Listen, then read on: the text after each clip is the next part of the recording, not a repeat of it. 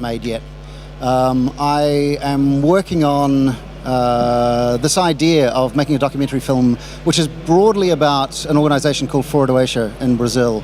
And Fora Eixo means outside of the axis, which I'll come to in a moment. But the film is not finished. I just got back, Michaela here and I just spent the last 5 or 6 weeks in Brazil traveling around, doing interviews, filming and so on. And so what I'm not going to show you today is a finished documentary film or even a trailer for a documentary film, although I will show you a little bit of footage that we've done. And lots of stills while I talk to you about what's going on there, why it's interesting, and why it's worth making a film about. So for the benefit of the guys who are syncing up with their own rendition at the back, I have to go 3, 2, 1 and we'll click the next button. So ready guys? 3, 2, 1, click.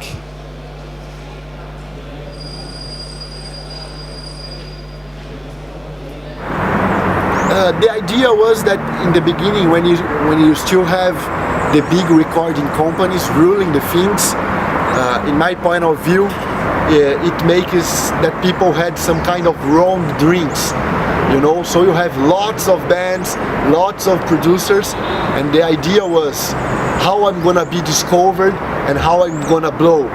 And this was a kind of cruel system because you had much more bands than the one that can be discovered by those companies. So what we start to propose is that an independent band, she could just live her life in a very good way, playing the way she believes, making new friendship, knowing the whole country, and not more with the perspective of get famous, go to TV and get rich. What I mean is that the bands and the producers, once we start this kind of work, they doesn't need to have anymore any specifically goal, any specifically objective to get somewhere. No, the band was the life of the musician, and we start to build a platform which make it possible to him to live this life in a good way, getting enough money not to be millionaire, but to keep creating with freedom, with autonomy, his whole career. So I think that what we change is that the way that we face the corporative thinking, thoughting about music, because it was not something make it to get famous and to appear. It was something that you can make because you believe in music, because you believe in your art, because you believe in culture, in his anthropological meaning. You know, it's about lifestyle. So how do we gonna create structures that can allow more people to have this lifestyle? That's pretty much what we intend to build since the beginning. Is that lifestyle, does that have the Casa Fora Eixo idea built into it? Yes, of course, because in the beginning there was very few money to do independent production, so you got to be creative. You got to multiply the resource that you had, and then we realized that we've got the people that were working together and put them to live together in the same place. Like you doesn't need to pay 10 rents anymore to maintain a crew. So if you are together with everybody, you are saving resources, and you can use the resource that you're saving to do new actions. So since the beginning, we create those casas, which is the off-axis houses.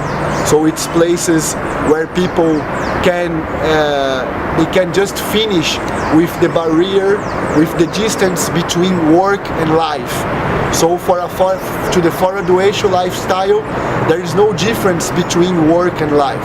There is no 8 hours of work and 8 hours where you enjoy the credits where you gain working because you are being oppressed.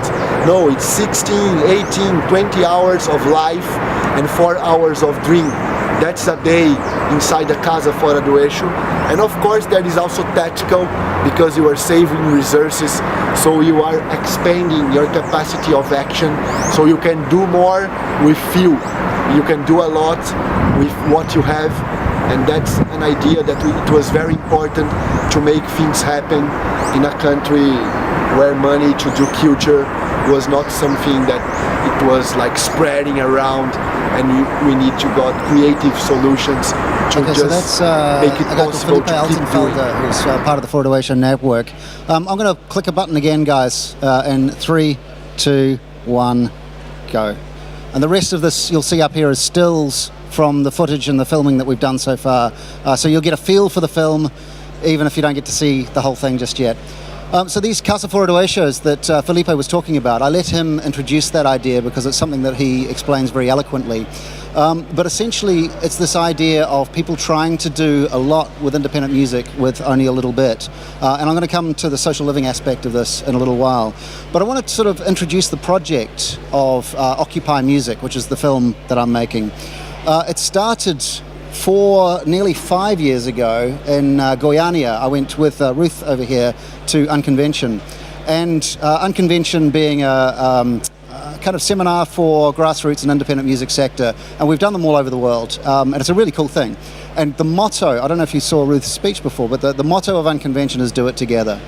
And so we're on this panel on the first day, which sort of essentially just landed, and we get dragged to this room. There's a bunch of people sitting here like this, and they say, okay, your panel topic is do it together, talk about that. So we talked about collaboration and how collaboration in the independent music sector is better than competition, and all of these sorts of ideas. And we're telling these people in the independent music sector in Brazil, you guys should just kind of cooperate with each other. And they said, yeah, we kind of already do. And they started to tell us about this network of independent music collectives that are spread all over the country in Brazil, which is fascinating. I mean, the number of people involved, the amount of money involved, the number of concerts involved and festivals and so on is astronomical. And I became really, really interested in it. So as a result of having these conversations, and I went back to Brazil a few times because it became part of my work as an academic, that became my research project. And so now a large part of my job is to find out about these kind of social movements around independent music and how they make independent music sustainable. And so now I'm collaborating with the University of Sao Paulo to do a major research project about Fora do Eixo and about independent music in Brazil, and comparing that with independent music in Europe and America and so on. But I also, this is just something that I get enthusiastic about, so I've written blog posts about it, and I was having a drink with a couple of friends of mine who happen to be filmmakers, Rob and Pip from Blue Hippo. They made a film that some of you may have seen called Last Shop Standing, which is about independent record stores in the UK.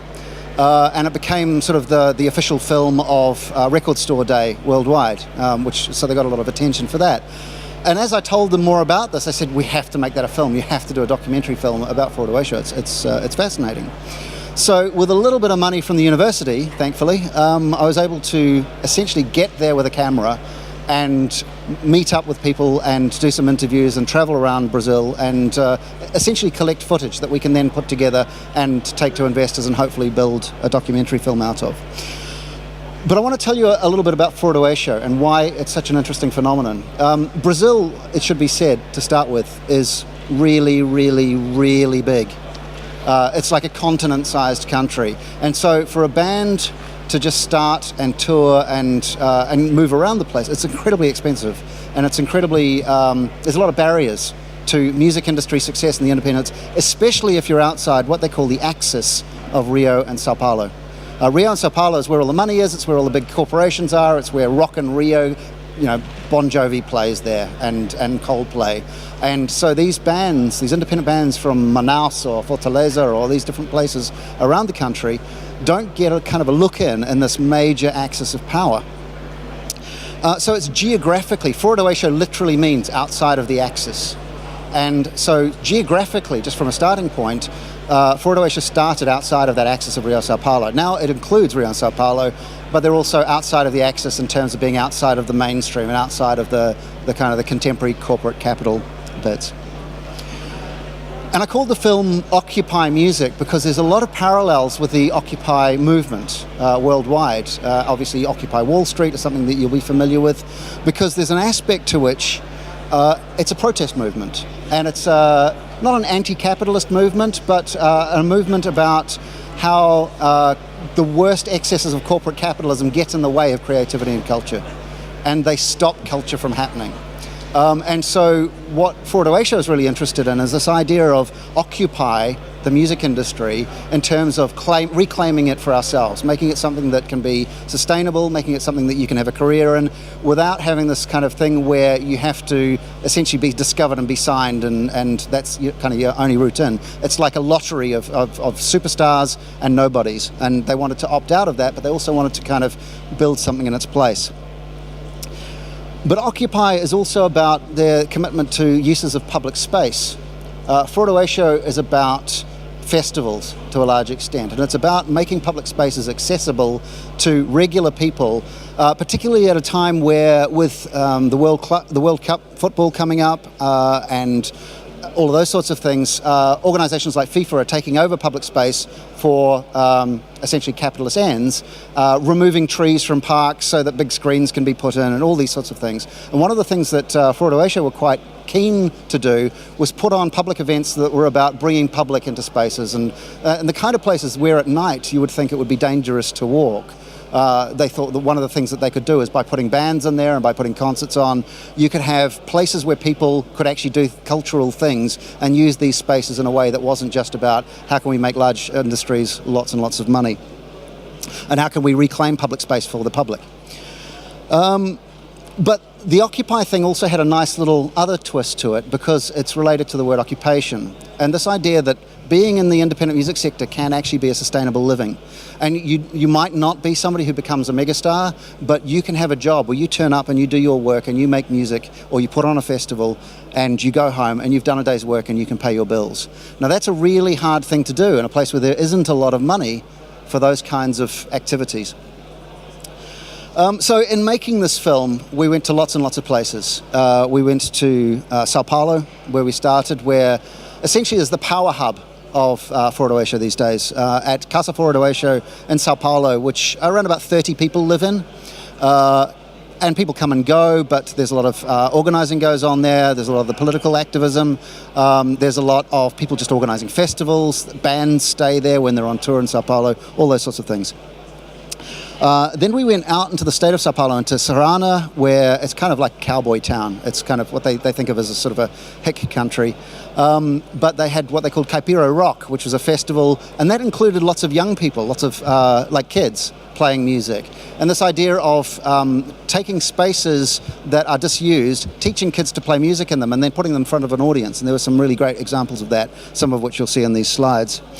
We went to Ribeirão Preto, which Fora Eixo has a very strong video production facility. It's not all about independent music. A lot of it's about media production as well. We were in São Carlos, Rio de Janeiro, Ilhabela, São Sebastião, Goiânia, which is kind of thinks of itself as the home of rock in Brazil, and Brasilia, Salvador, which has all of the history of bossa nova and all those kinds of music, and Fortaleza as well, which was kind of the culmination of everything. And they had a massive festival there that all of the Fora Eixo people came to, which was kind of an interesting space to be at an interesting time.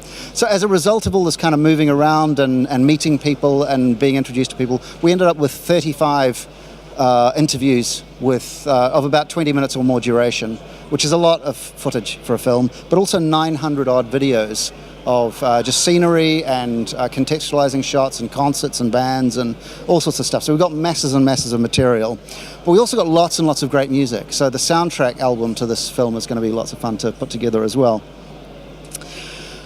We found out about the history of Fora Eixo. Now, one of the things that you need to know about Brazil is that the political history of Brazil is quite different to the political history of most of the places that most of us are from. Until very recently, historically, there was a dictatorship that essentially being an artist was essentially an act of defiance, and having long hair was, well, essentially you didn't just get put in prison, you disappeared. And so against a background of that, there were a lot of creative people and cultural people who fled, went to exile. A lot of them went to London. And so we found out this kind of backstory of a lot of the people who are key as, not as members of Fora Eixo, but influencers in the Fora Eixo movement. People like Gilberto Gil, who some of you will know, were very strongly associated with the free festival movement in Britain. They performed at the Isle of Wight Festival. Some of the members were instrumental in starting Glastonbury Festival, which a lot of you will have heard of. And so these kinds of inspiration were as a kind of the deep history backstory of where Fora Eixo comes from and what inspires it. Some of these stories came out, and we found out about this stuff and talked to some of the musicians and talked to some of the organisers from there. But what you have to understand, that these hippies, essentially, from the early 70s, late 60s, early 70s, that started this free festival movement, they came back to Brazil, and ultimately they became the government. Gilberto Gil was the Minister of Culture in Brazil not much more than 10 years ago. In fact, it might be 10 years ago. So at a time where these young people were starting to come up in Brazil as what they call cultural producers, and I'll talk about that term in a second. But they were doing it in a context where the people who had been the hippies were now the government. And so somebody like Gilberto Gil talked about how culture was important, how culture could be moved out of this axis and moved out into the different parts of the country, and putting money and putting essentially cultural energy into other parts of the country to sort of enable things. So it kind of grew up in this really sort of strange, for us anyway, really proactive cultural ministry environment. But what was also going on at the same time is there was a guy in that ministry, in Gilberto Gil's ministry, called Claudio Prado, who championed open source, free software, the access to the tools that people could create culture, not just consume it, but to actually put it out there. So things like Creative Commons were really pushed at a very, very early stage in the history of the internet, essentially in Brazil.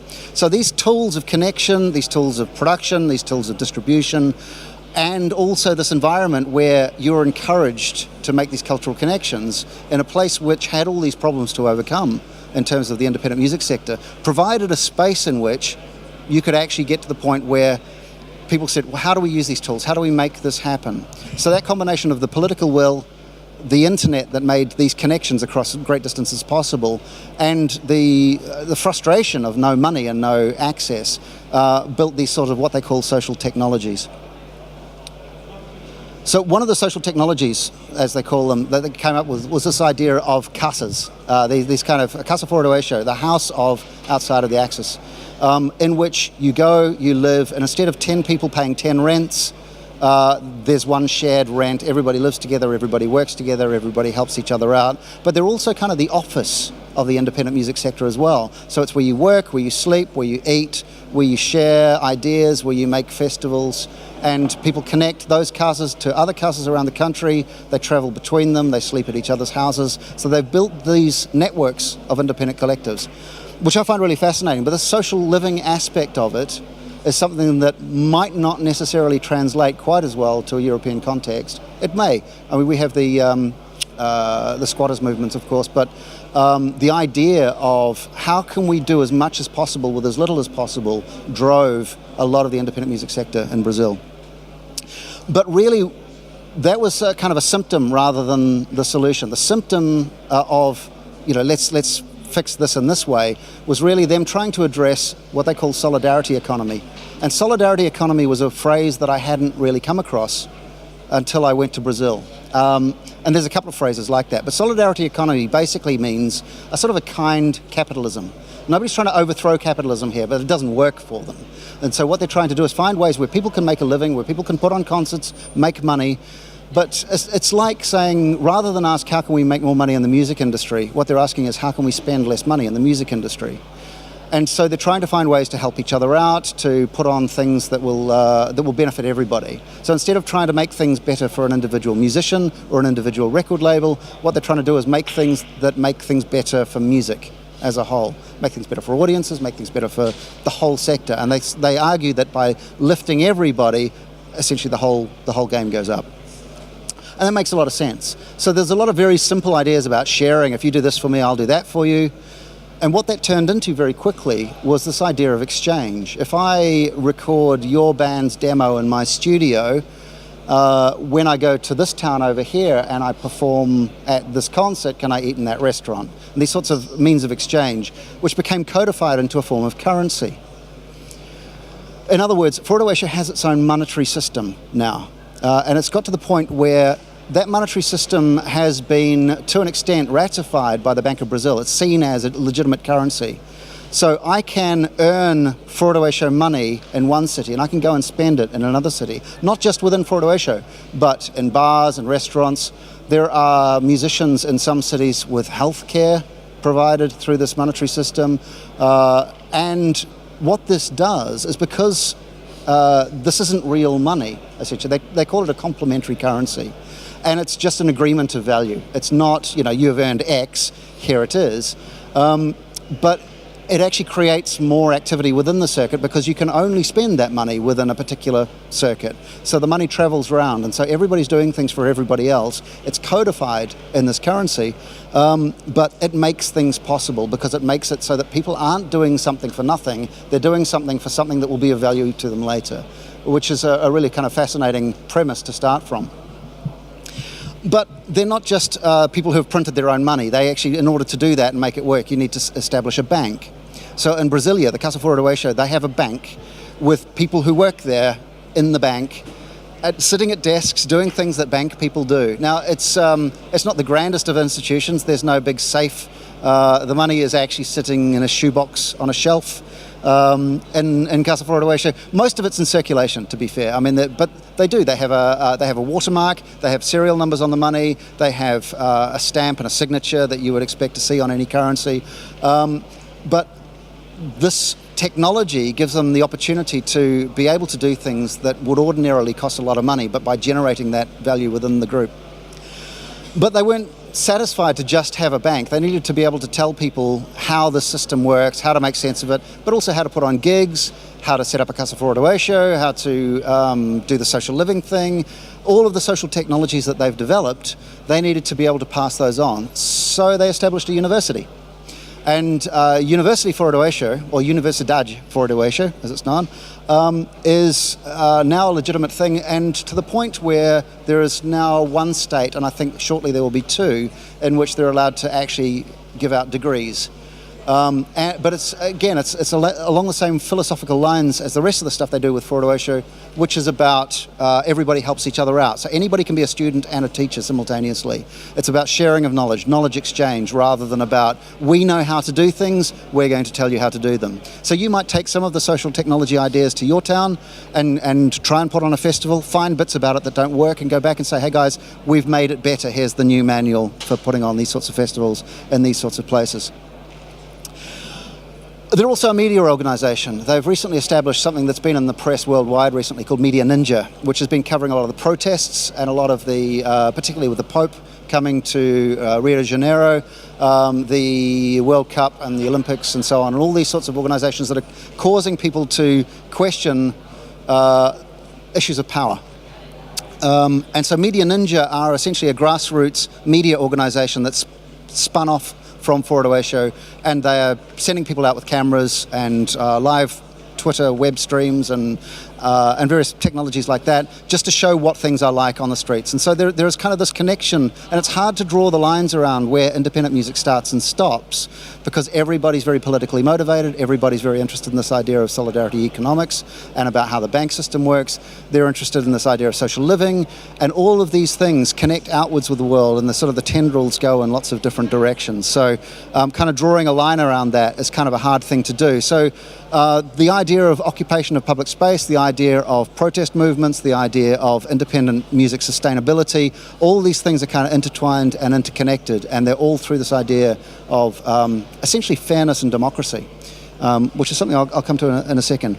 Now, of course, something like this is never going to be without controversy, and as it happened, just at the moment that we turned up to film all the people from Fora Eixo, they were in crisis. And they were in crisis because they were starting to come under attack, partly because of the Media Ninja thing, where they were starting to essentially get under the skin of people who are very, very powerful. They came under a lot of attack. So Fora Eixo got called a cult, and they got accused of slave labour, because the people were sitting there working at night until all hours of the day trying to put on these festivals for no money. And so this sort of organisation comes under the sort of attack that you would expect it to come under. And these things are still working themselves out. But the interesting thing for me is not that this film is about an advertisement for Fora Eixo as a kind of a this is the way in which the music industry should be, but rather that these are some guys who are doing some really interesting things that we can learn some lessons from and go, what is it that you guys do that we didn't know about before? Can we take and can we use to make independent music sustainable in our country, in our context, in our political situation, and so on? And I think probably the best thing I could do at this point is read the last blog post I wrote on the Occupy Music website. I wrote something about what is this film actually about, and it's something I really struggled with while I was making it, because the story shifts as you interview people, as you find out more information, as you go to new places. And so I wrote a blog post called What's It About, Dubba? One of the things I've struggled with most when it comes to making this documentary film is the question, what is it about? And it seems absurd to say that, because if I didn't know it before, then how on earth am I even making it? There are always some easy answers I could provide. This is a film about independent music. This is a film about collectives. It's a film about Brazilian music. It's a film about independent culture and alternative economics.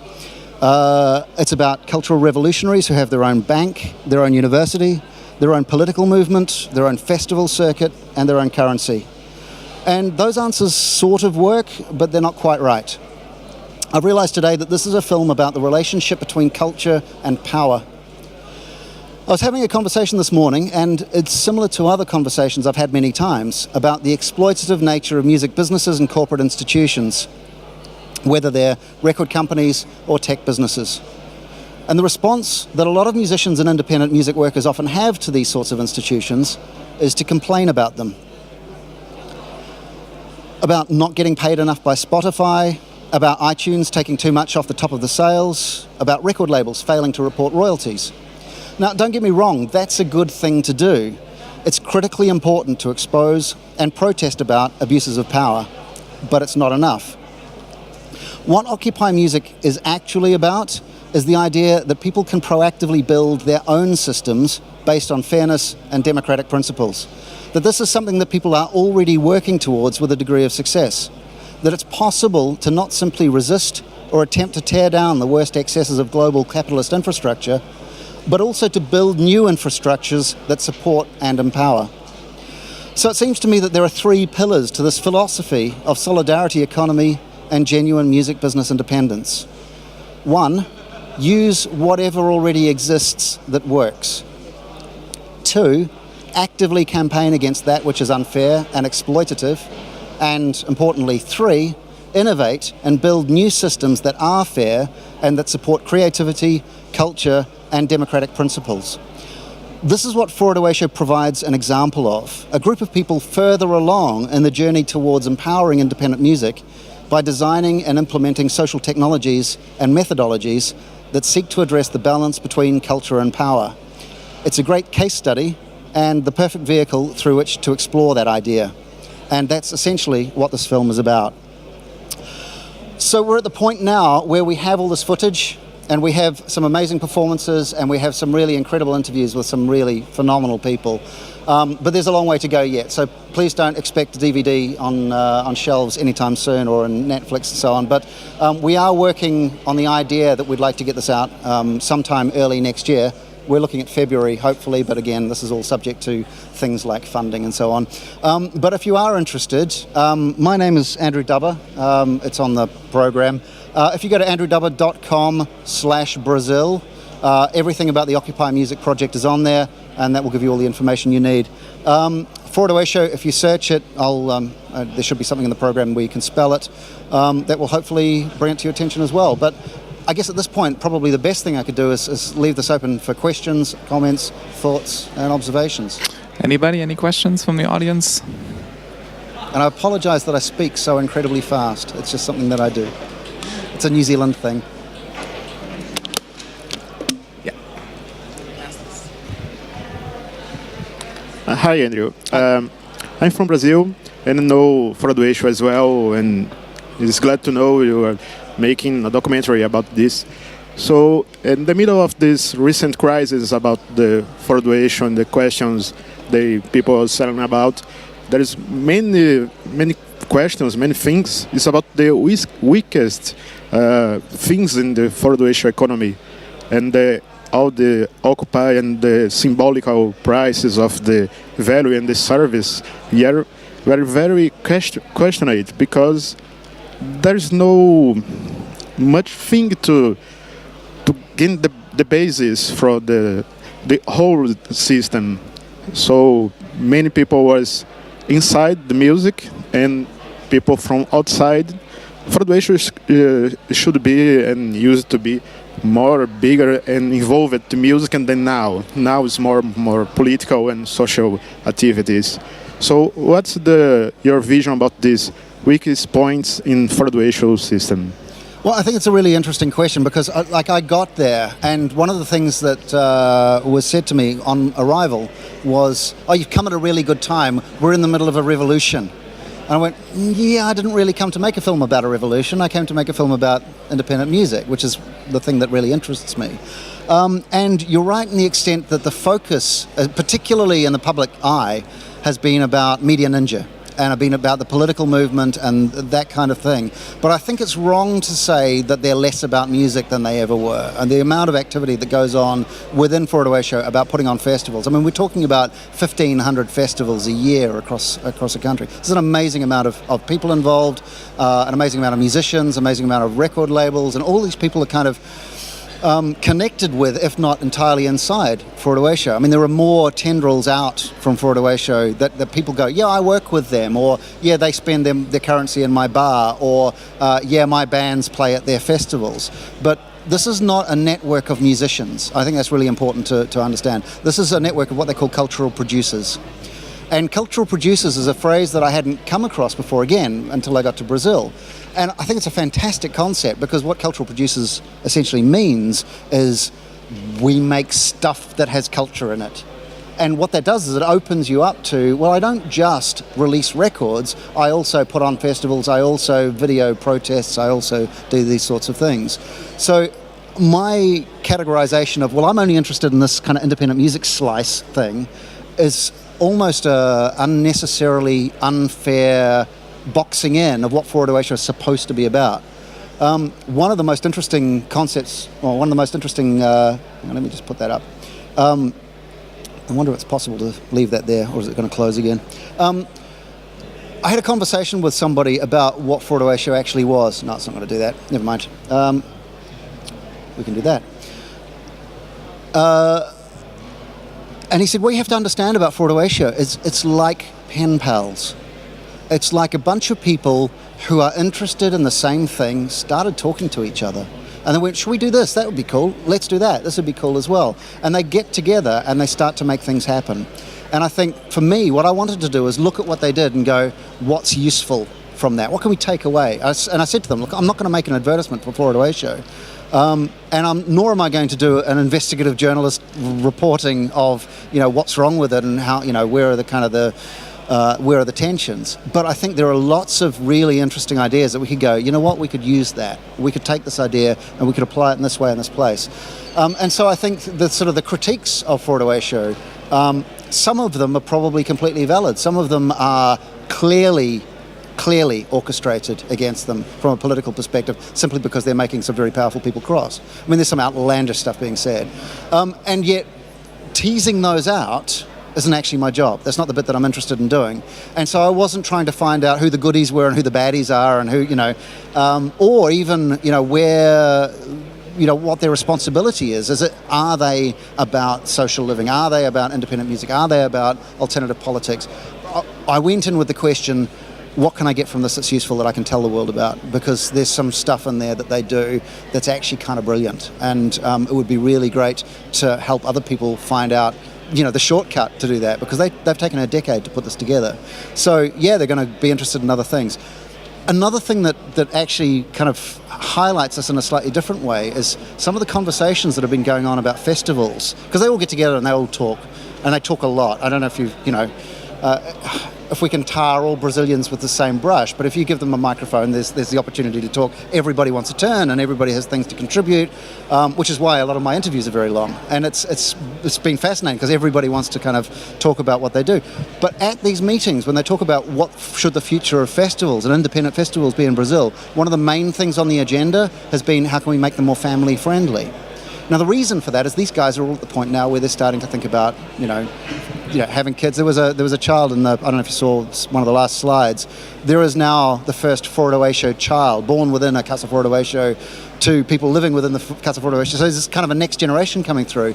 So, of course, they're going to be interested in the things that they're interested in for reasons of their life and reasons of what's going on in politics. And I think that's kind of, So, yeah, it's complicated, but I've gone on with a slightly different question. Thanks, Andrew. I think we're going to wrap it up at this point. Our next panel is diversity number 6, towards more diversity in contemporary music, culture, and technology, hosted by Sonja Eismann, who's already standing here. So thanks for coming to this panel, and I hope to see you at the next one too. Thank you very much. Thanks to you.